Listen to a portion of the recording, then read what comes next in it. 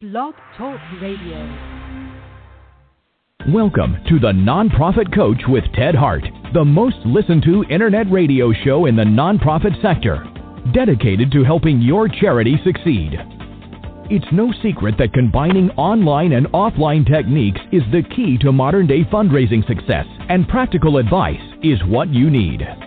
The Nonprofit Coach with Ted Hart is the perfect landing point to learn from experts around the world who provide advice you can use. Ted Hart is without a doubt one of the foremost nonprofit thought leaders. Also a successful author, his books range from successful online fundraising to the use of social media and how to make your nonprofit green. Guests on the Nonprofit Coach are leaders in their field who share tips and trade secrets for nonprofit management and fundraising success. Ted lectures around the world, but now he's here for you. From the latest in charity news, technology, fundraising, and social networking, Ted and his guests help you and your organization move to greater levels of efficiency and fundraising success. This is a live call-in show. Add your voice by calling 347-324-3080. After the show, you can find all our podcasts at tedhart.com. Click on Radio. Don't forget to dial 347-324-3080. Now, welcome the host of the Nonprofit Coach, Ted Hart. And welcome here to the latest edition of the Nonprofit Coach. Thank you for joining us today. I'm very excited about the page 2 experts that we have here for you today. We will be celebrating the Dr. Martin Luther King Jr. holiday and philanthropy, and talking about the connection between those two and the charities that are involved. As always, here on the Nonprofit Coach, this is a live call-in show, as the announcer just mentioned. You can also join us over in the chat room, and I do see some folks over in the chat room. And if you prefer, you can ask your questions by emailing me at tedhart@tedhart.com. As always, here on the Nonprofit Coach, we start with page 1 news.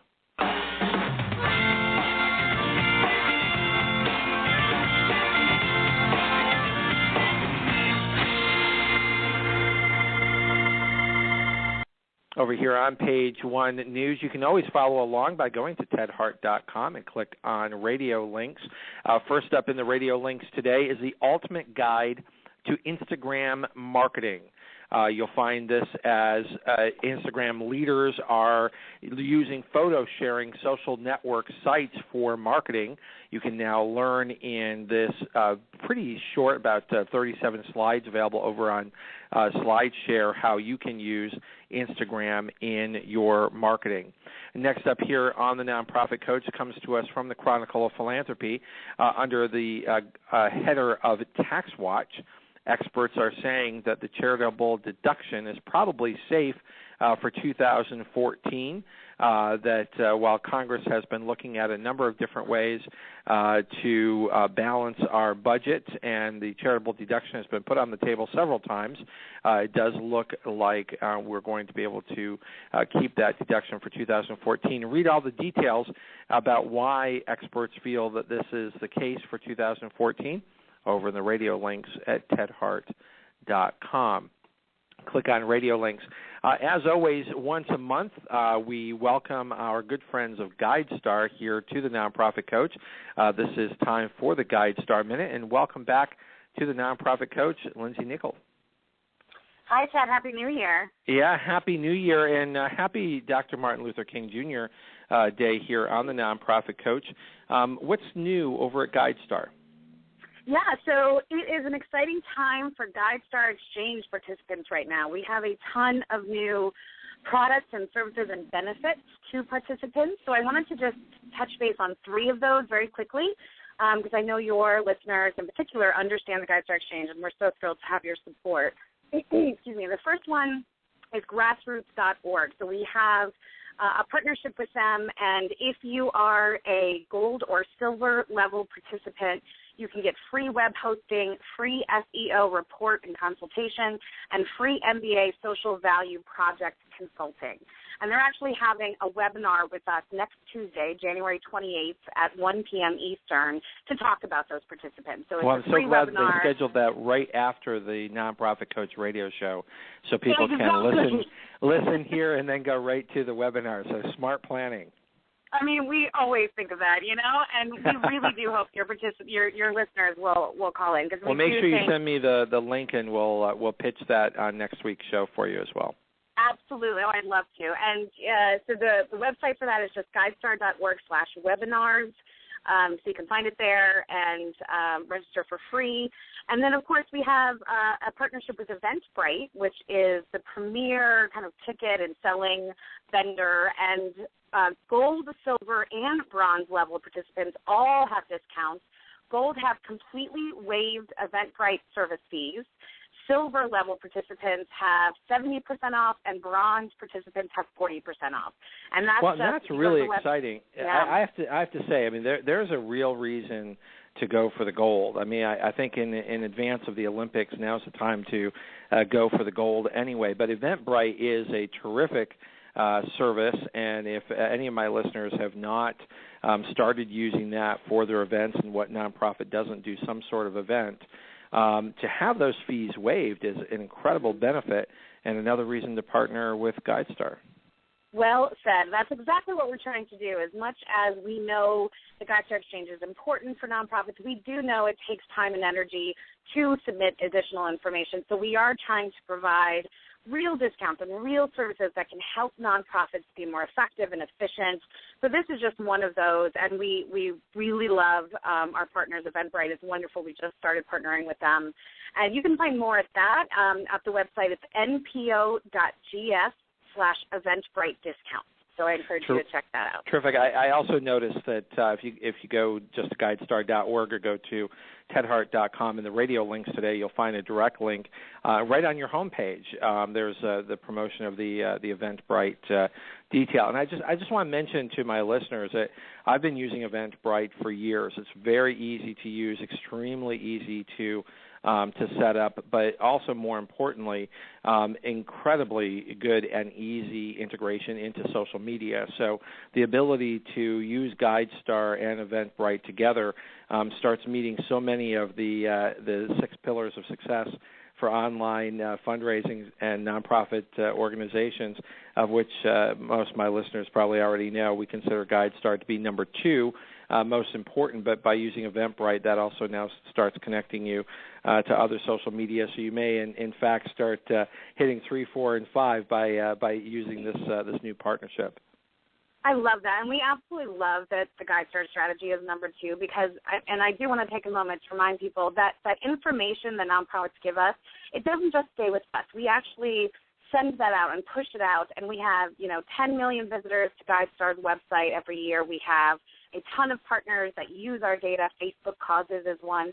So having that extra exposure, and then to your point, Ted, of really linking it across all of your social channels, it's really important, and we do hope that that's a strategy you consider. So we love that you include that in your 6. Well, and what you just pointed out, which I really appreciate you reminding folks, is exactly the reason why here on the Nonprofit Coach we do consider GuideStar to be the number 2 most important thing that nonprofits can be doing today online to succeed.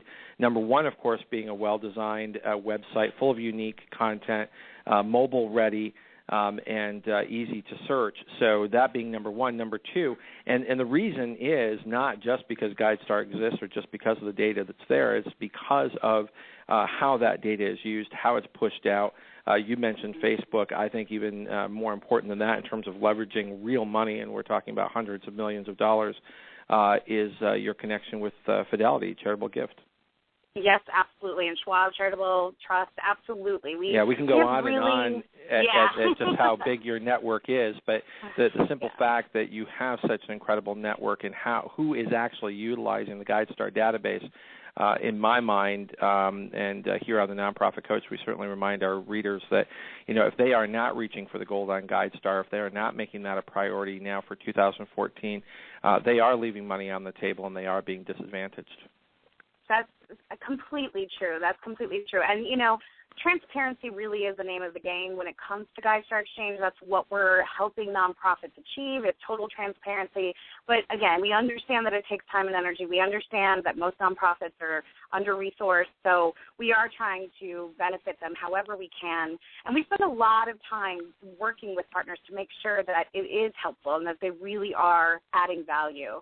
So I did want to mention one last benefit, which is Volunteer Match, which, you know, helps nonprofits recruit volunteers and build better relationships.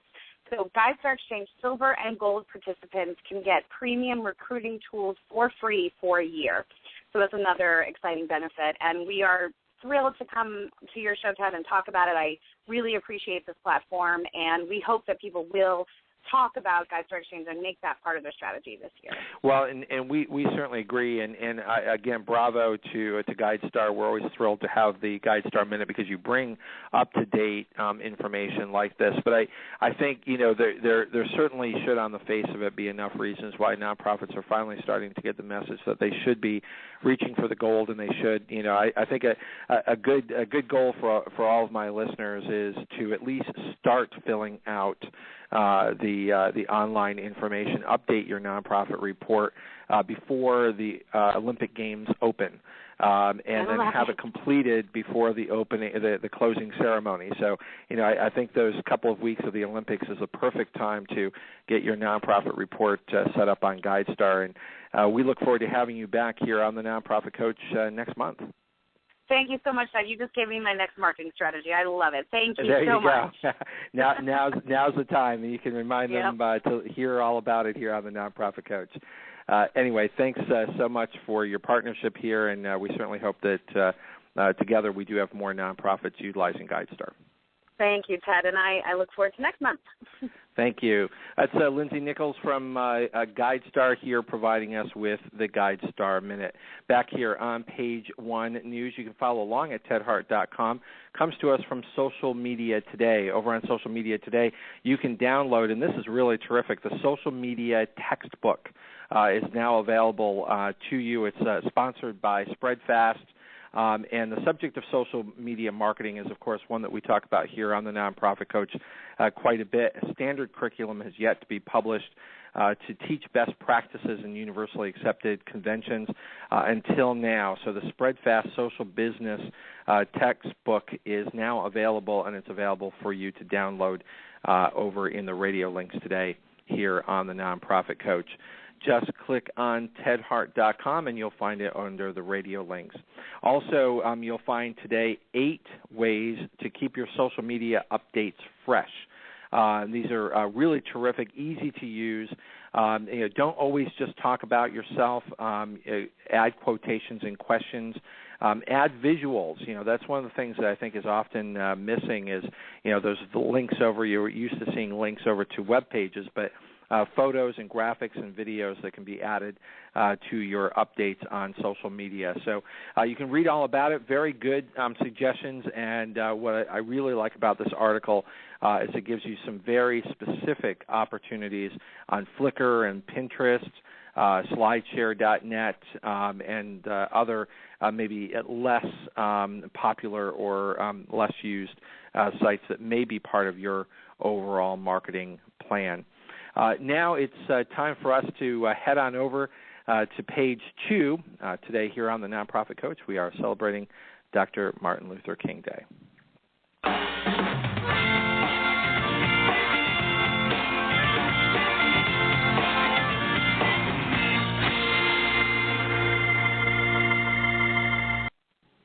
Here on the Nonprofit Coach today, as I mentioned, we are celebrating Dr. Martin Luther King Day.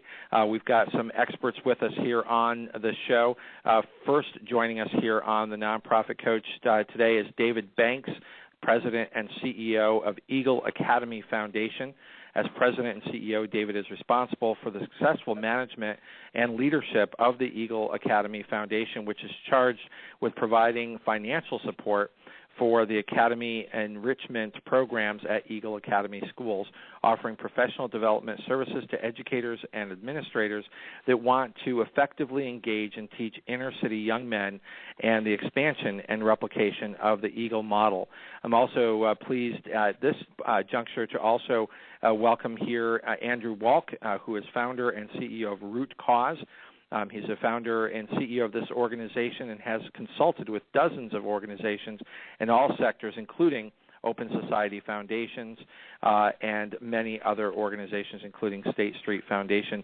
And I know later in the show today, gentlemen, Shawn Dove will be joining us. He is the head of the Campaign for Black Male Achievement of the Open Society Foundations, and Shawn is the campaign manager of the Open Society Foundation. So welcome now here to the Nonprofit Coach, David Banks and Andrew Wolk.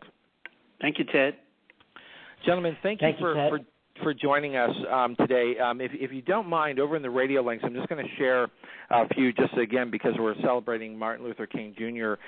Day. I'm a big history buff, so I always like finding sort of those unknown or little-known facts in history, and certainly there are some interesting and little-known facts about Martin Luther King Jr.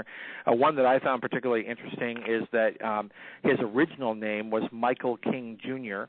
In 1931, his father became pastor of Ebenezer Baptist Church in Atlanta and adopted the name Martin Luther King Sr.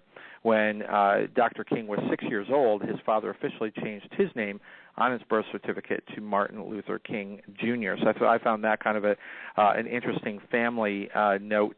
I also found it very interesting, which I don't think, given the brilliance of Dr. King, that any of us should be particularly surprised that he skipped the 9th and 12th grades in high school and entered Morehouse College in Atlanta at the age of 15. So a very promising young man from the very beginning. May share a few more of these during the show, but one more that I thought was particularly interesting is that when Dr. King married his wife Coretta, the newlyweds were rejected by a white-only hotel where they were hoping to spend their honeymoon, and so they were forced or opted to spend the wedding night at a black-owned funeral home. So I guess it's probably best at least they were together, but maybe not what they had in mind. Right. So a few historical facts of Dr. King. But let's take this direction. First of all, I'm going to ask you folks. I gave a little bit of introduction, but I'm sure there's more that I've missed. Why don't we start off with David? What did I miss in terms of what my audience should know about your background? Well, in terms of my background, I think you pretty much captured it. I'm an educator. I've been in this for close to 30 years now. Dedicated service to young people in general, and for the last 10 years, very focused on the plight of what's been happening with young men of color. I'm an attorney by background as well. And I'm also a father of 4 children, including 3 sons. And so this work around what's happening with young men and young men of color in particular is something that's has very real significance for me. Not only a vocation, but an avocation as well. Yeah. And Andrew Wolk, the incredible work that you're doing over at Root Cause. Give us a little bit more about you. Well, Ted, thanks so much. I think what I'm going to share, for the reason I think you asked me and David to be on the show, is more the co-leading that my organization, Root Cause, along with PolicyLink, are doing with support from Shawn Dove and Open Society of something called the Institute for Black Male Achievement, which I'm sure we can tell you a little bit more after the show. As the show goes on here, but is really focused on supporting individuals, organizations, and networks that want to sustain and grow their work towards improving the life outcomes of black men and boys. And I think it's quite timely, as you were bringing up a few anecdotes about Dr. King, but his last book, which was called Where Do We Go From Here, Chaos or Community, which actually came out just a few months before his assassination, was a pretty strong sort of analysis and critique of the civil rights movement and what it has succeeded in doing and what the many challenges might be. And I think that the Institute for Black Male Achievement is trying to pick up many, many years later to try to get the next wave of positive outcomes for civil rights, and particularly for black men and boys in this country. And really great to be here to talk about that. Well, we really appreciate that, and thank you for bringing up the important program. That is why we wanted to ask you to be here on the show today, because this show is dedicated to nonprofit management, social media, and philanthropy, and in particular the role of philanthropy and how philanthropy can help lead the way, but also to support and light the way. What is the role here? And I'm going to let you gentlemen sort of take this where you would like to go. What is the role of philanthropy in your movement, and why is that necessary to have the outcomes that you desire?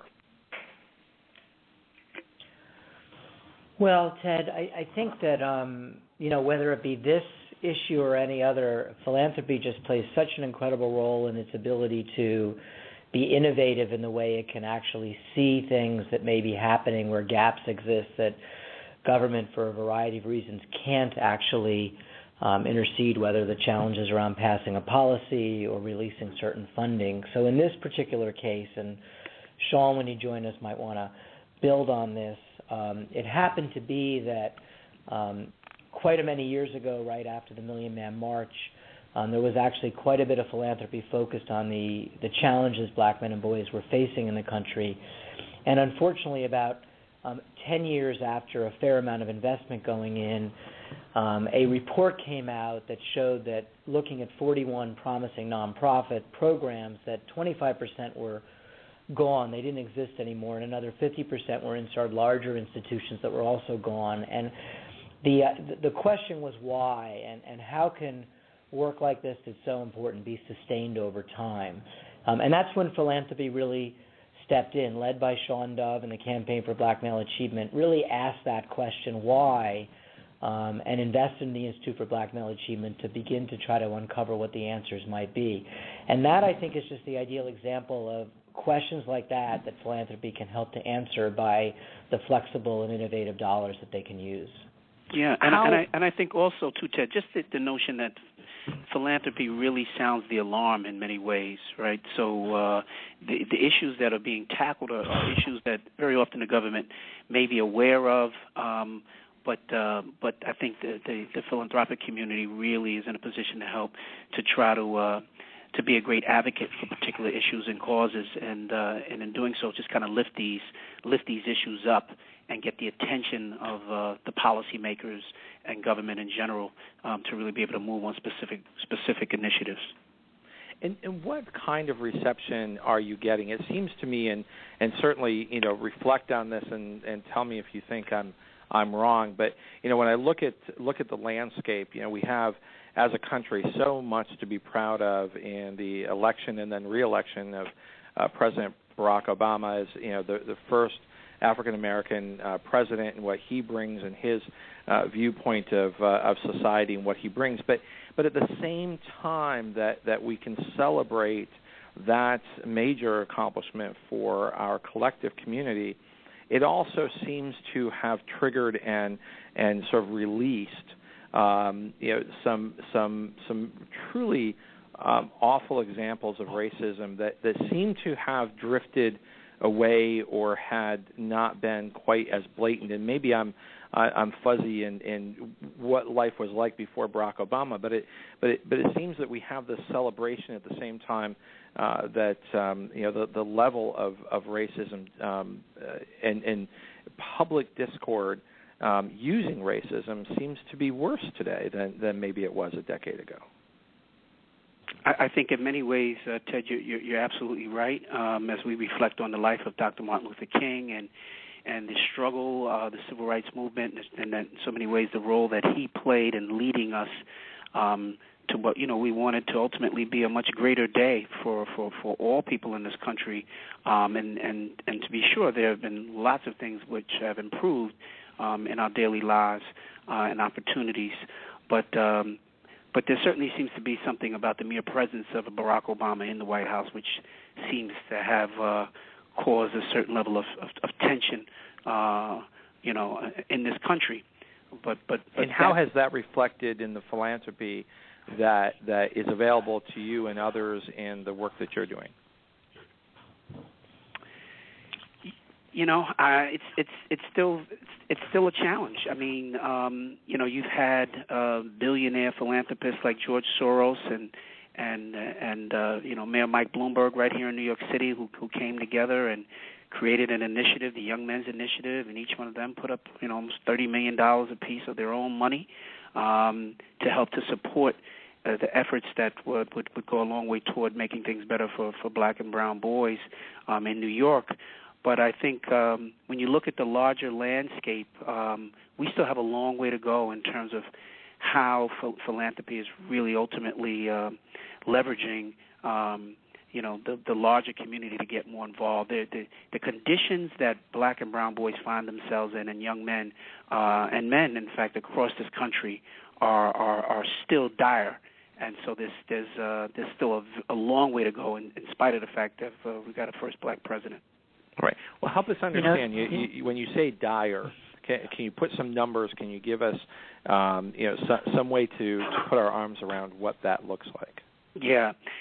And I don't know if Andrew wants to jump in, but certainly, when we created the Eagle Academy, the graduation rate, and this has been 10 years ago, but when we created the first academy, the Eagle Academy was the first all-boys public high school in New York City in more than 30 years. Graduation rate was only about 32% for African-American boys in New York. Across the country, the numbers still hover around 50%.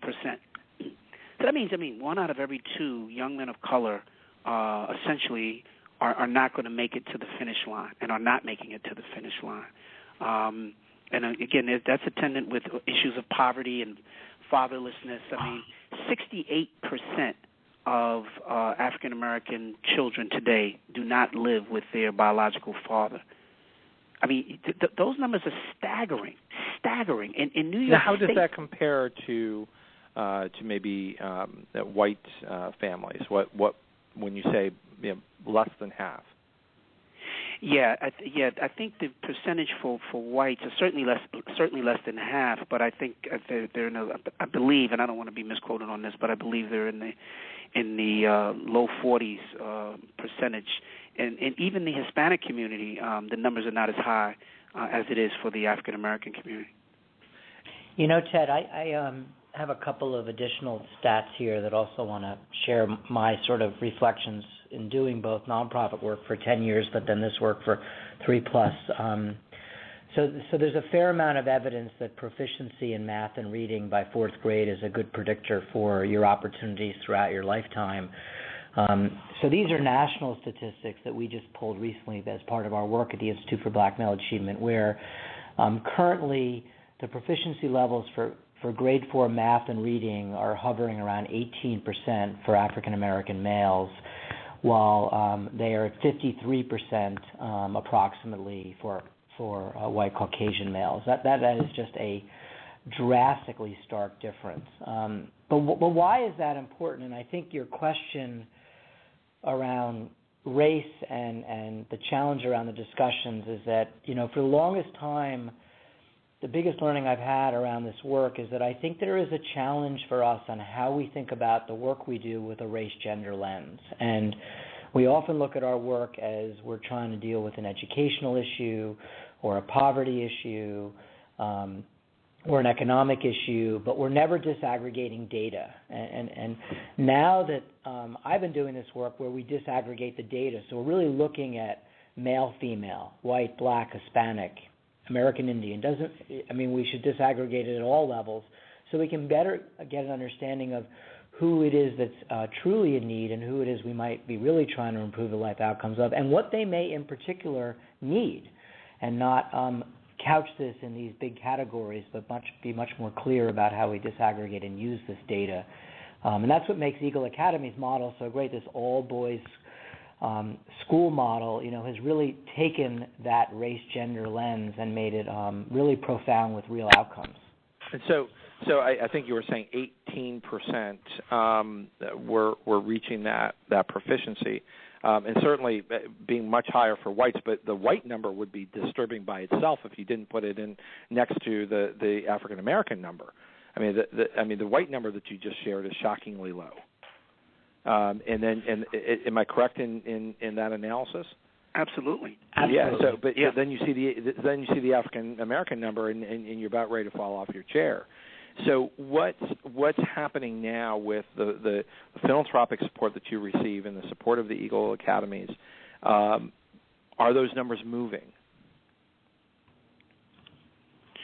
for the boys that are learning with you? Well, the boys that are learning with us, absolutely. I mean, we've got graduation rates that are 85%. And and while it's still in New York City, the numbers are about 50% for the same population. And what about this proficiency number that Andrew was just mentioning to us? So they get to graduation, but do they have this math and science proficiency? Yeah, and so our numbers are certainly above what's happening with the rest of the population, but it's still a struggle. I mean, it's part of the reason why we get the boys. We started originally with our school at the 9th grade, and we don't test the students to get in. We take in pretty much all comers on a lottery basis. And so one of the things we realized right away, Ted, was just how challenging this work really is. And so we kind of redeveloped our model, and our model now starts at the 6th grade instead of starting at the 9th grade, because we needed just a little bit more runway to kind of onboard these guys and get them ready. But the challenges are very significant. Our numbers are certainly higher across the city than it is for boys who are similarly situated who don't go to the Eagle Academy. But we still very much have our work cut out for us as well. Well, and let me just give you something else to sort of chew on here in terms of this perspective of white people looking at minority groups, looking at African Americans.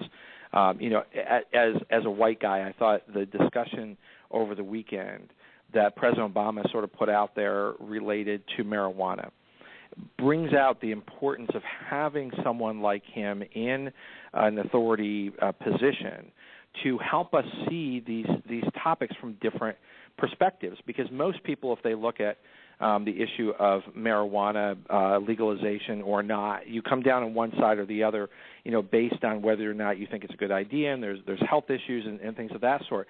But and of course, President Obama, saying, in his mind, he views alcohol as being very dangerous, and he views marijuana as equally dangerous. That story got told in so many different ways, twisting his words in some ways, saying, I actually saw online that some, right-wing group was saying that President Obama was urging people to use marijuana, that somehow they took that message and twisted it around. But what I thought was interesting about his discussion on that topic is that he didn't view it, and he could have viewed it as a health issue. He could have viewed it as a legal issue. He viewed it as a fairness issue, because what he brought out, which, as a white guy I had never thought of before, is he said, listen, if you're white and you use marijuana, okay, that's an issue, and you make a decision, and you should or you shouldn't, it's legal or it's not. But if you're black and you use marijuana, you're probably going to have legal problems, and you're going to be more likely to be held accountable for breaking the law than if you were white, the exact same offense. And I think that's sort of an interesting way to see the same issue that everyone is discussing today from the same perspective of this education issue that you're bringing up, to say, why should it be different if you're educating a child, to say that if you're black, you're not going to get to graduation, you're not going to have that math and science by the 4th grade, that you're saying we can identify right now as a measure, it shouldn't matter, should it?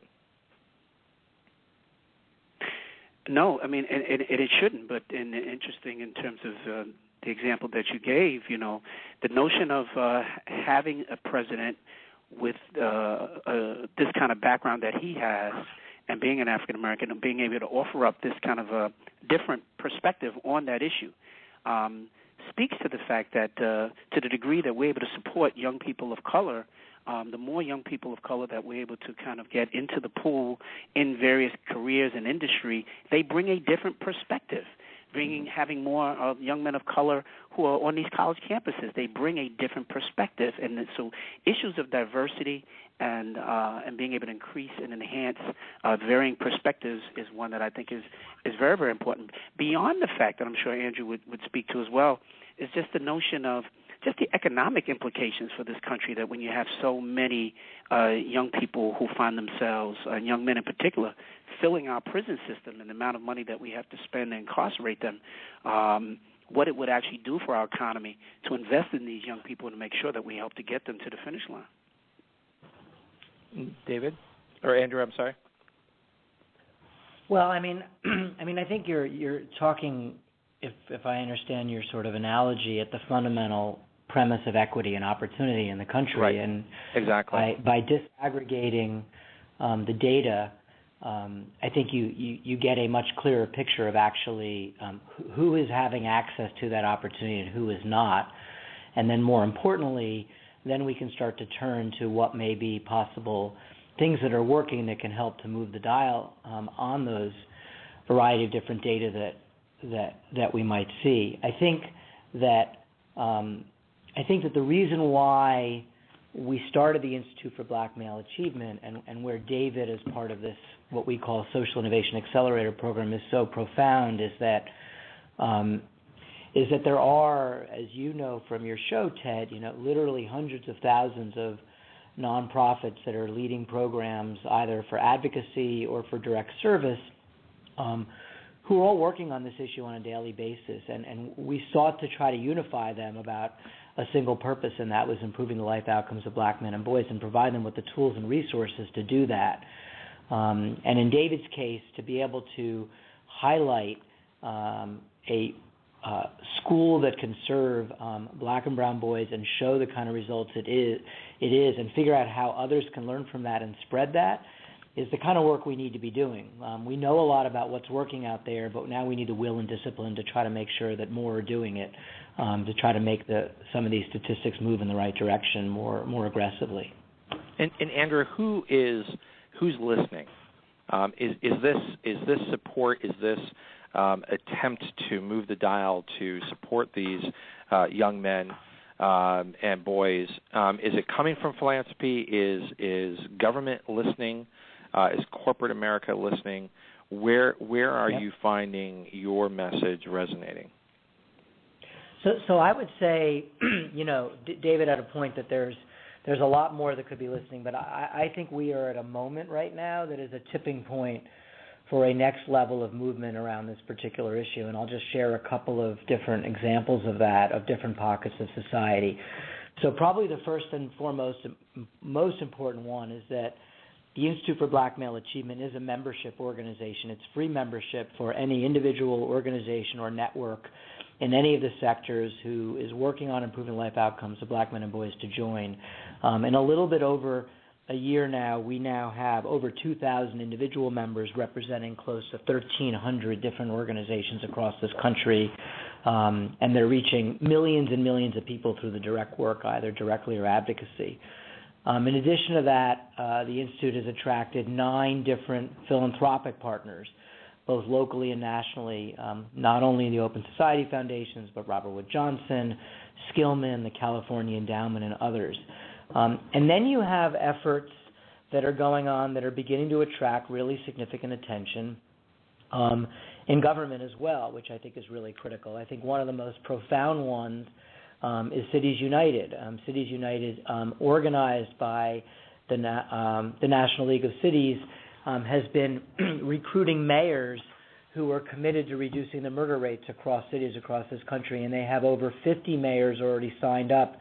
That effort's led by Mayor Landrieu of New Orleans and Mayor Nutter of Philadelphia. So I think that in different pockets you're seeing, significant reach and interest, and I think, this work has only emerged as they focused just in the last 5 years when the Campaign for Black Male Achievement and others efforts start, and has made quite a lot of headway in a short period of time in terms of attention grabbing.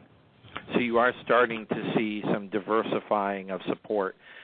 Gentlemen, I'm going to share a couple of facts about Dr. Martin Luther King Jr. We're going to take a break and then come back. I want to ask you to reflect on this, because not just here in the United States do we rightfully honor the incredible intellect and foresight that Dr. King had in helping us see a better day for our community, a community where we are all Americans, that there aren't different types of Americans or those that are less worthy.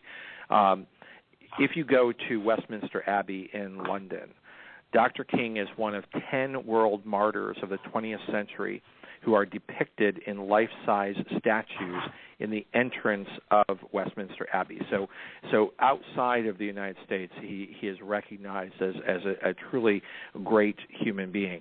But here's what I'd like you to reflect on. Coming back here to the United States, there are over 900 streets worldwide named after Dr. King, but only 40 U.S. states have at least one Martin Luther King Jr. named street of their own. And I'd like you to reflect on that when we come back. We'll be right back after the break.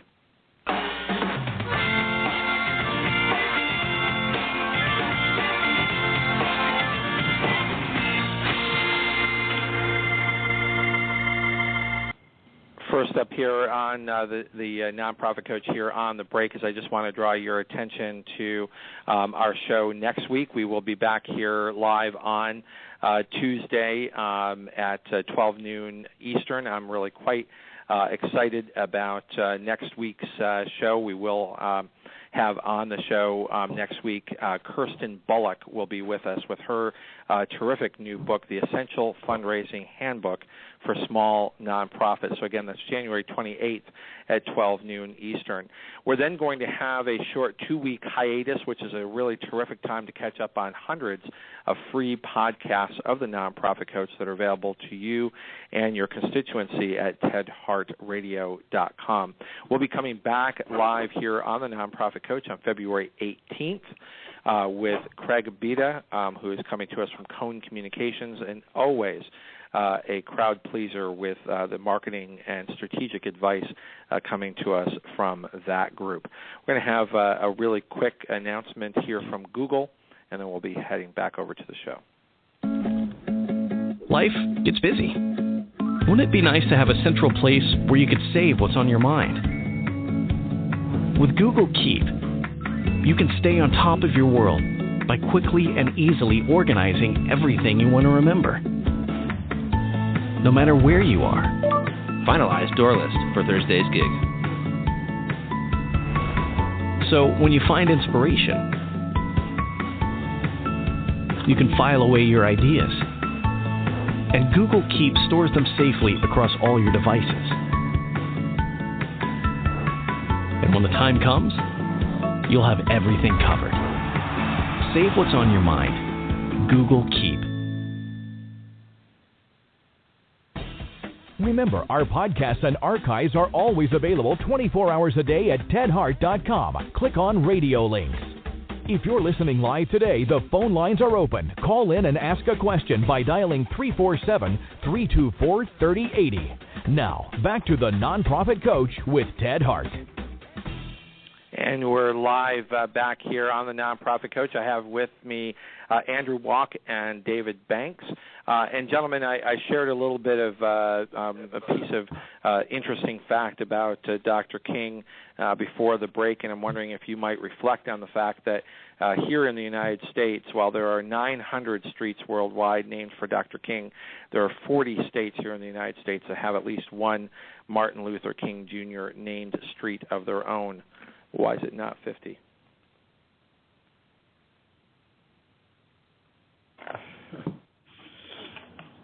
Gentlemen.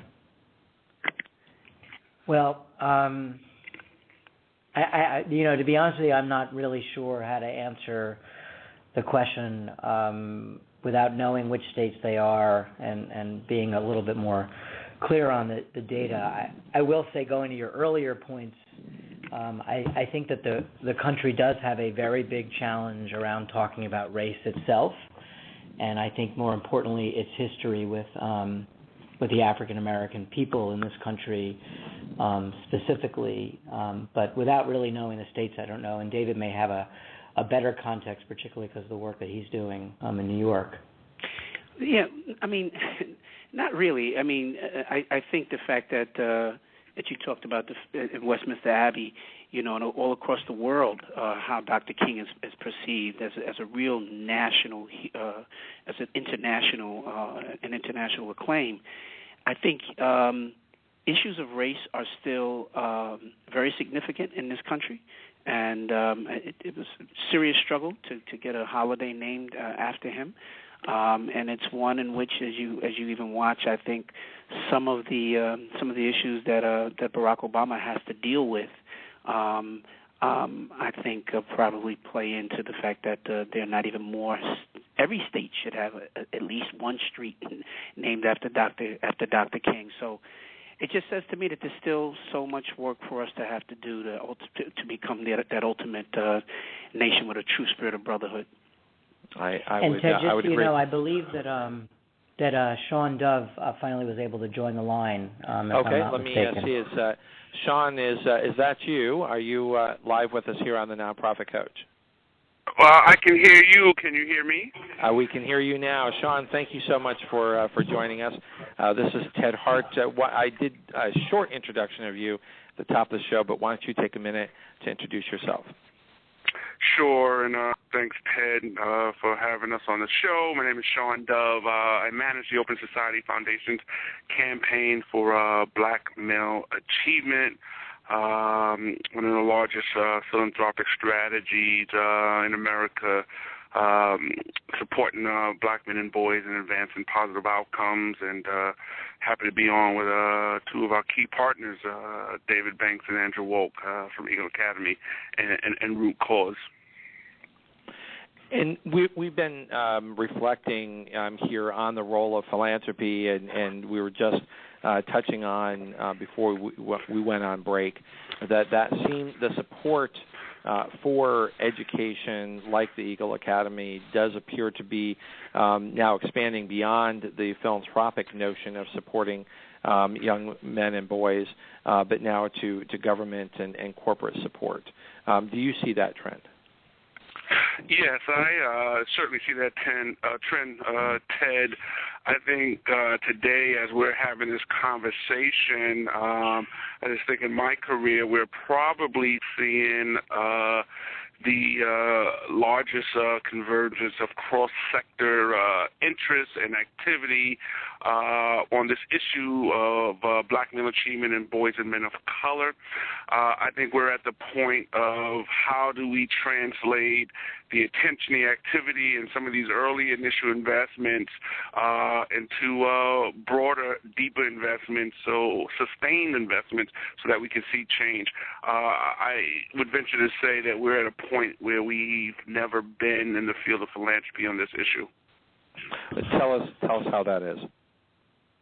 Well, I think it's a matter of momentum, right? And it's a matter of timing. The Campaign for Black Male Achievement was launched 5 years ago and was, at the time, the only national foundation that was making explicit investments for black men and boys. And, sometimes there needs to be a pioneer, a philanthropic pioneer, someone that is a foundation that's going to step out on the issue of race and gender to provide other foundations with that cover. And so over the last 5 years, with a number of philanthropic partners, many of whom are invested in the Institute for Black Male Achievement, we've, I would say, have raised the flag around this issue. We've called for more investments, and we've managed to get a number of our philanthropic institutions in the game, so to speak, at the April teen Council of Foundation meetings. There was an unprecedented meeting of 26 foundation presidents, and during that meeting there was a pledge to increase investments. And since then, this body formed what is called the Philanthropic Alliance to expand opportunities for boys and men of color. So there are a number of foundations that are ready and have begun investments in this issue. And so there's a lot of momentum right now, and it's our job to maximize that momentum. And what needs to happen next now that we're seeing this expansion? We have about 10 minutes left here on the show. So how do we honor Dr. King and the work that you're doing, and how do we build a bridge between those? Well, I think number one is that we need voices like David Miller, like Andrew Wolk, and David Banks. David Miller is another leader, David Banks. And we need to raise a platform on the great work that these leaders and organizations are doing. That's number one. Number two, we also need to demonstrate and show what's working and what are the proven models for individuals and investors that are on the fence and looking for ways to invest in this field. Number three, we can't be shy about lifting up the disparities and the issues of race in this country. There is and will continue to be pushback. Why invest in black men and boys? Why a targeted focus on males of color? And the disparities and history show that a universal approach must be coupled with a targeted approach. And the last thing I will say is that, we have to continue the cross-sector collaboration. Philanthropy can only be a catalyst in this work. Without government, without the private sector, without business and social sector partners, we're not going to move the needle the way it needs to be moved. And the fifth thing I will add is that we cannot ignore the fact that the answers and the solutions to the problems and challenges and opportunities that we're dealing with really lies and rests in the hands and the hearts of the young men. The young African-American Latino men in our communities, in our schools, in our community centers, that philanthropy often paratroops in to save the day. This whole notion of the power of positive deviance, our young men have the answers and can be the actors to the solutions to the challenges we're facing in this country, Ted.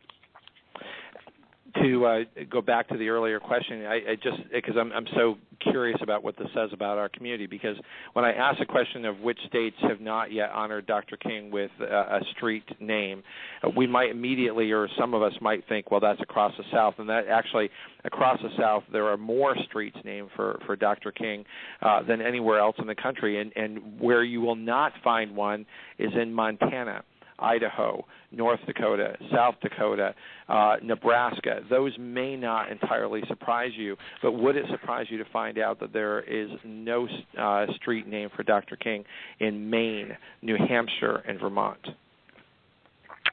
Well, as David said earlier, David Banks said, every state should have a street named after Dr. King. But listen, our work is yet to be done. And I am more concerned about, the policies and the practices that are happening in these states and these cities than a street being named. While that's great, sure. Let's look at the policies and practices. Right. Sure. And the only reason I brought that up is because I'm just wondering, does your work get easier when something like that doesn't seem as big of a deal? In other words, is there a change in the attitude towards the plight or the desire of our community to see African American boys and young men succeed? That they are equally valuable to all other Americans, and until we view that as being the statement, doesn't your job continue to be a difficult one? Yes, it's difficult. No one, I think both Andrew and David will agree that this is hard work, and I think of a story that David Banks talks about when he launched Eagle Academy 7-8 years ago in New York City, first all-boys school in New York City in 40 years. And very shortly after doing that, he came home and he said to his wife, exhausted, challenged, and said, I see why a lot of folks are not running through the doors to do this work. Yes, it's hard work, but in the spirit of Dr. King, in his last book, Where Do We Go From Here, Community or Chaos, he talks about it will take the committed minority of believers to convince the majority of non-believers. And just by your statement and what you're sharing about these states, Ted, shows us that this committed minority of believers, we still have a lot of work to do. But I am, and I will tell you, I'm blessed to be able to work with scores of leaders across the country that have committed their career to this work. They believe that we can win. They believe that we can make change. And that's where the focus is. And we got to accentuate that. We got to build that. That's what the BMA social innovators are all about, identifying those leaders in the field and accelerating their work. And so, yes, it's hard work, but, you know, we all believe we can win.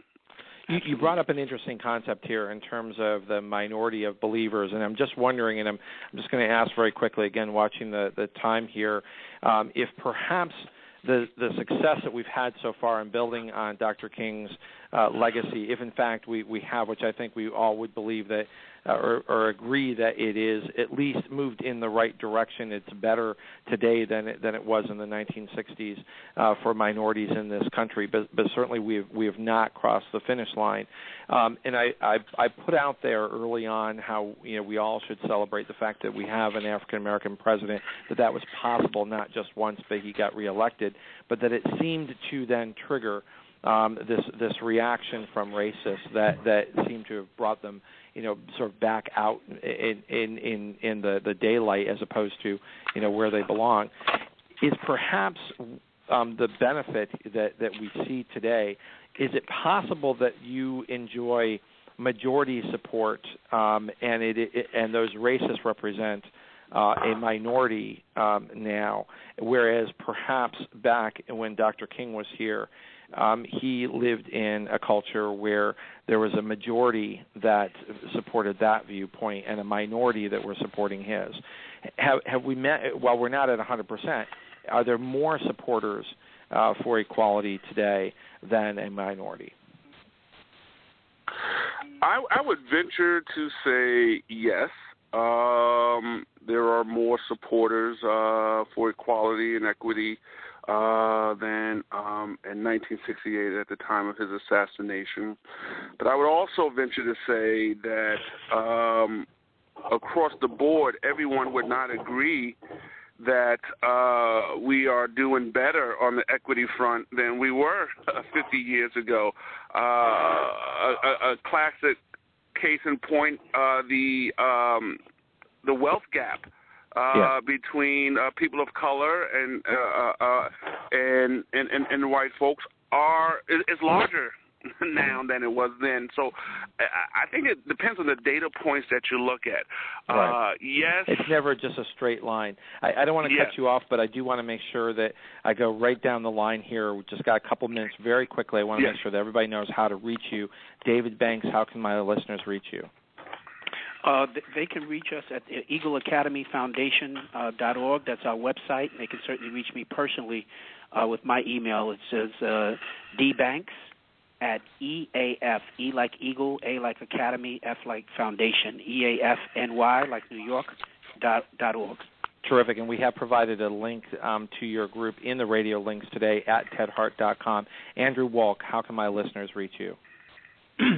I'm going to briefly, to do that, say that our country is quickly, particularly in the main cities around the country becoming a minority-majority country. And within that minority-majority, the issues that boys and men of color and black males in particular face is just the stark example of the income inequality and other access to opportunity. So I'd like to say to your listeners, in terms of how to reach us, to go to www.blackmaleachievement.org. And if you care about this issue, sign up as a member to join the Institute for Black Male Achievement, where we're there to help support and galvanize, along with already 2,000 individuals and 1,300 organizations. That's terrific. And we did provide a link there today in the radio links as well. Not to rush you guys on, but I've only got a few seconds left. Shawn Dove, how can my listeners reach you? Shawn, SHAWN .dove, like the bird, at Open Society Foundations with an S.org. Terrific. Gentlemen, thank you for being my guest. This was a terrific show. You enlightened us so much, and I want to thank everyone for helping us celebrate Dr. Martin Luther King Jr. Day. Thank you. Thanks, Ted. You've been listening to the Nonprofit Coach Radio Show with Ted Hart.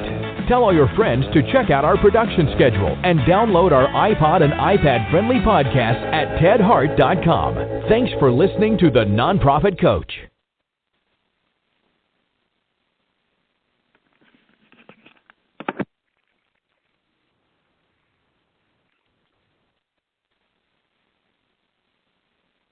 When it comes to cleaning your house, who doesn't wish un galán with a trust fund swept in and passed the mop to your evil stepmom like in the telenovelas? Hola, it's Chiquis here, and although life isn't always like in the soap operas, Fabuloso does bring a clean that's always over the top. Get your home dramatically clean anytime you like, without any evil mama drama. Just long-lasting lavender freshness.